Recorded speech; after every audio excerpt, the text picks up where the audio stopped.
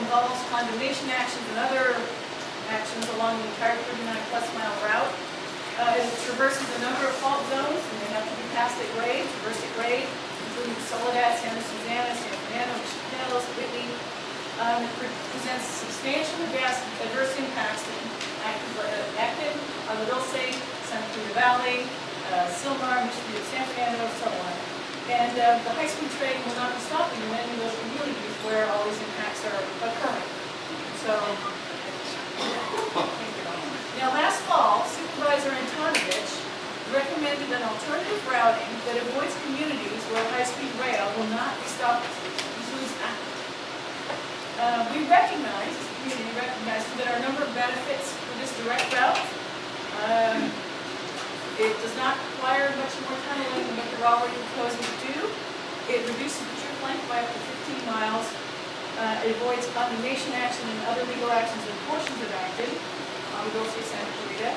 It avoids several faults, including the Soledad, Santa Susana, Mission Hills, and Whitney faults.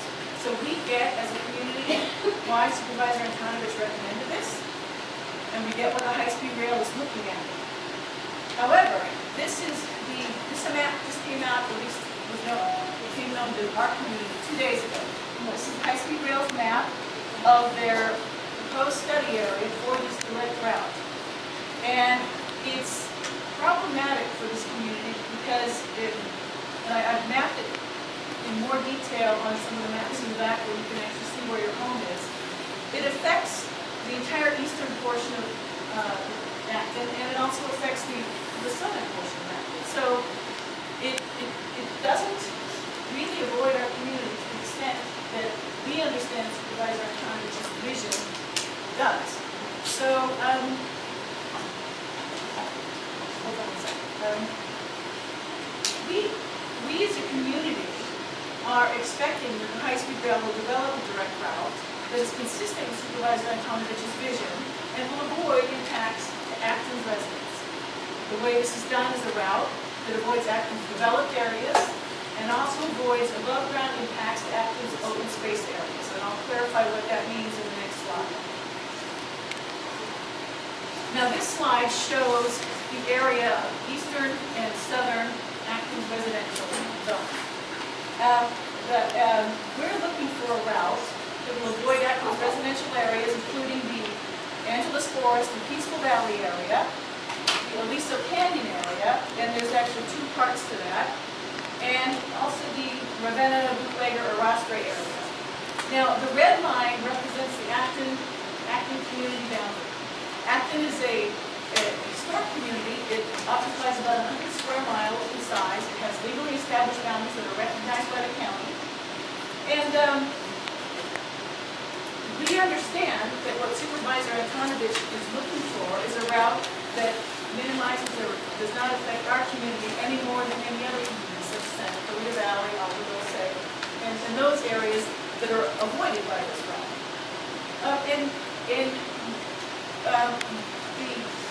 The key to this is making sure that the route enters the forest where there are no residents as soon as possible and remains underground and does not go under any homes in our community.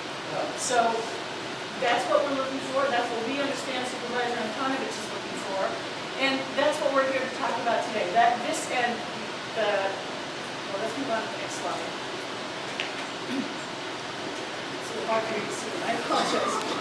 Now, what I've shown here on the top map is, I don't know if you can see it, but there's a yellow line showing the general area where there's a ridge line that's substantially higher than the elevation at which the train comes out of its right-of-way, right near Lake Palmdale. Okay? So, in order to enter the forest, you would need to begin its underground route there at that point, and then exit the southern part of the boundary. The lower picture is the southern part of the boundary of the Angeles National Forest, basically where the hill ends. And the distance between those 2 points exactly is 19.5 miles, which is less than what they're already looking at tunneling in the other 2 routes that they've already put down on the map. The advantages of this is that it would avoid, for example, the Pacific Crest Trail, all existing and proposed wildernesses, including the Magic Mountain Wilderness, which is If any of you looked at the red dot maps, which is what community was given in May, there's a large new, it's about 100 square miles or larger, wilderness area due west of that red dot.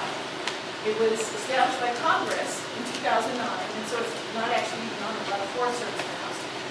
And so, and there are also new proposed wildernesses that are coming into play, coming online at EIR for them, just finished a few months ago. So, the route that we're talking about here, which is the forest entirely, and not within Acton's residential communities, residential areas at all, traverses an already heavily impacted area of the Angeles Forest, where the Southern California Signal 11 is, lots of utility corridors, lots of access roads. So it fits with the forest management plan as well. It also avoids the Pacific Crest Trail, and it avoids a number of the faults, and it passes the San Fernando Fault of grade. That would be a question. Some of them are now. We are, as Michelle talked about, You have to speak up a little bit. we're trying to initiate a program where the construction equipment is developed as more low emission type equipment. This is one of the engineers on the project. My name is Rick Simon, regional engineer for the high-speed train program in Southern California. As Michelle said, we're trying to develop a program where construction equipment can be, we spec it out that it has to be more emission friendly, lower emission or zero emission. On the Central Valley projects, we're bringing these new equipment on to that project. The same type of equipment can be used down here in Southern California. So there will be motivation for the contractors to bring out more emission friendly equipment, not only for boring machines, but for graders and scrapers and anything else. Concrete trucks, Yes. dump trucks, Yes. water trucks, Yes. everything that's in the construction process, there will be Yes. low emission. We can send you our policy. It's diesel, right? Well, there's still, The majority. Yeah, we'll have to look at what kind you're buying, but it will result in a low emissions construction suite for every other project in California after. how will noise impacts be mitigated during the construction? They will be looked at as part of the EIS. I know, but the point is we don't actually know.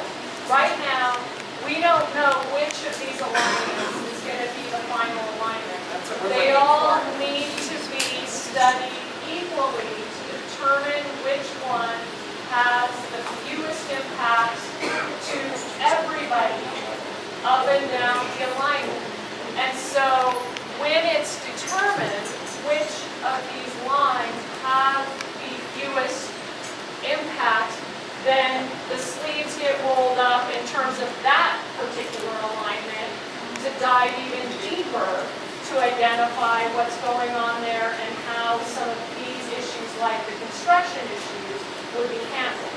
At what point, Michelle, will we know the route? The route is decided part of the EIS process, and it is brought to the final EIS process. So it's part of the final It's probably about 2 years away. Wait. Isn't the final EIS coming out next year? No, the draft is coming out. No, it said 2015. And it said 2015 and beyond. And beyond? So, Michelle, during the EIR process, you will be studying these two routes and another route that goes through Correct. the Correct. slug. And then those are compared to one another. And you will be doing an analysis on all three of those. From the analysis of that, you will determine, based on your findings and community input, which one the board feels is the best one. They will then put that in the final EIR. Correct. And move on from there. Correct. So right now, we're still dealing with 3 routes through Acton, 2 and 1 that we have to define. And one through And there, what or our maybe impacts are more. that. There could be more than one that study through that area as well. So the point being in your scoping meetings and all that, and the basis of community input here is to raise your and the board's awareness of any and all impacts and that will happen based on those specific groups. Correct. So the more community involvement and input you get, the better decision, hopefully, the board will be making. Correct. So all of these questions, these are questions that I hope you will submit to us and provide at the scoping meeting to go into, and the reason, and I know you're pounding your head on the wall, so that we are officially part of the legal record. That is crucial. That is how it works. You haven't answered one question. Yeah. Just a second. 200,000 on top of coverage. I don't care if I die in 10 years, you're paying for 40.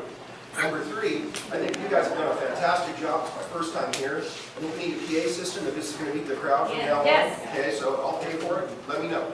All right. Yes. One quick follow-up question. Do you have expertise in hooking up PA systems?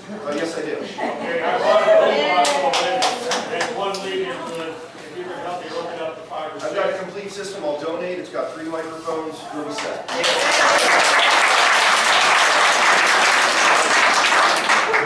Legal representation. What was the question? You tell me how much you want.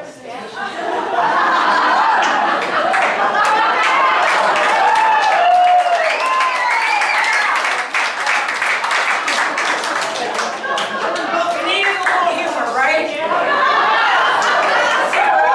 This is my attorney, Brandon Fink. I have him tonight. He's here on his own time. Larger representation, but Randall's a great guy from Century City. He'll kick their ass. $1,000 there. Everyone else kick something in.